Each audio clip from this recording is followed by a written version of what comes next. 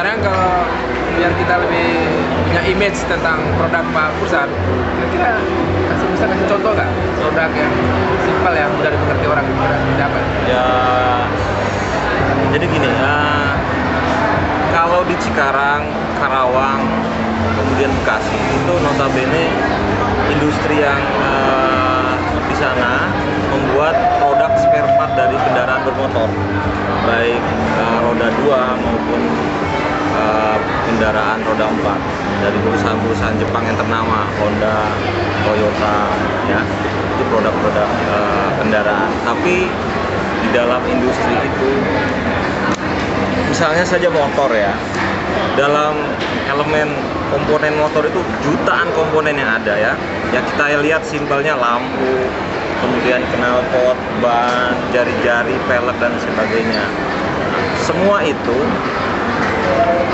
contohnya knalpot itu yang membuat ya satu perusahaan gitu. Kemudian ban juga ada khusus perusahaan apa. Semuanya itu nanti digabungkan di perusahaan yang ternama, misalnya Suzuki atau Yamaha gitu, contohnya kendaraan. Di situ kami tidak masuk langsung ke perusahaan yang besar Suzuki, kami masuk di perusahaan yang membuat, contohnya di kendaraan bermotor knalpot. Kalau kita melihat knalpot, di dalamnya pun ada seperti penyaring udaranya, kemudian peredam suaranya, kemudian komponen-komponen lainnya, mungkin ratusan komponen yang di dalam knalpot itu ada. Nah, di situ dalam pembuatan komponen massal itu kami menawarkan untuk membuat mesinnya.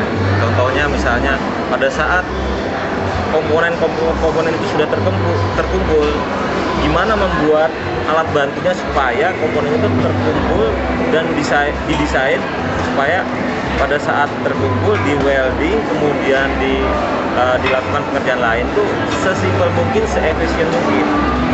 Maka disitulah ide know-how kami tawarkan, membuat desain, ya, pembuatan assembling dalam komponen tersebut. Nah itu mungkin dari kemauan customer minta ini kita coba terjemahkan dalam bentuk gambar engineering. Dari situ kita tawarkan produk engineering tersebut. Setelah dia puas, baru kita bikin estimasi untuk pembuatan mesin itu. Nah, kalau bisa kami diberitahu omset per bulan tuh kira-kira berapa tuh? Jadi malu.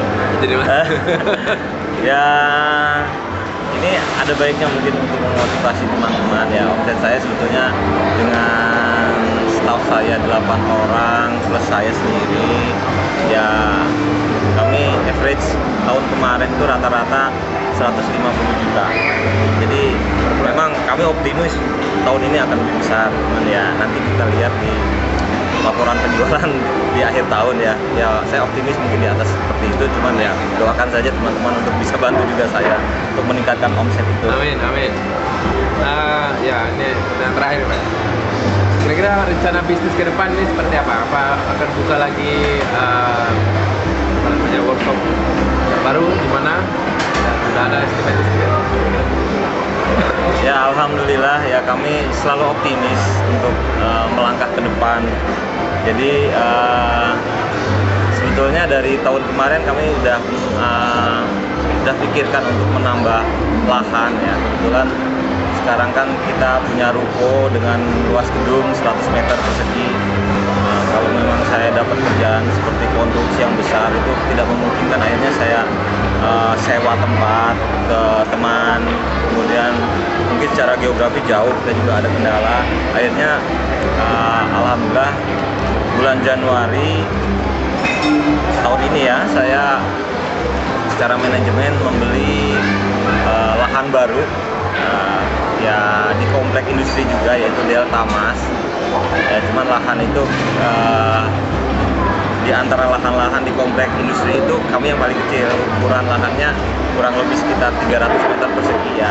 Nah mungkin akad kreditnya ceritanya akhir tahun ini kalau sudah selesai kita terima kunci ya, kami ada penambahan perluasan tempat saja. Jadi mungkin tetap di ruko sebagai kantornya, kemudian nanti ya yang tempat yang baru untuk pengembangan menaruh mesin-mesin sama fabrikasi.